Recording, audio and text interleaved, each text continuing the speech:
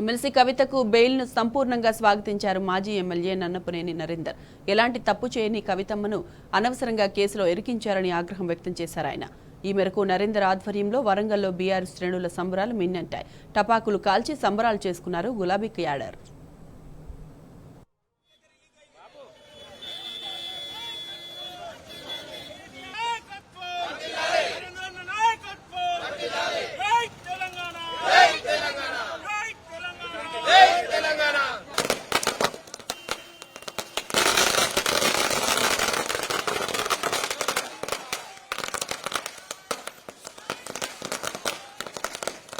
ఈరోజు supreme court judge గారికి first మా యొక్క వందనాలు.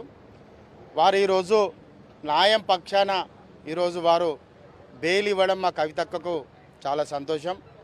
అదేవిధంగా దీనికోసం పోరాటం చేసినటువంటి మా రామన్న రాష్ట్ర బీఆర్ఎస్ పార్టీ అధ్యక్షులకు వారి కృతజ్ఞతలు. మా సోదరి కడిగిన ముత్యంలా ఈ కేసులో వస్తుందని చెప్పాము. మొదటి అడుగు ఈరోజు పడ్డది. వారికి బెయిల్ ఎందుకు ఇవ్వకూడదు, మీరు ఎందుకు తచ్చాడుతున్నారని చెప్పి ఈడీని ఇవాళ చీఫ్ జస్టిస్ సుప్రీంకోర్టు గారు ప్రశ్నించి ఈరోజు బెయిల్ మంజూరు చేయడం జరిగింది.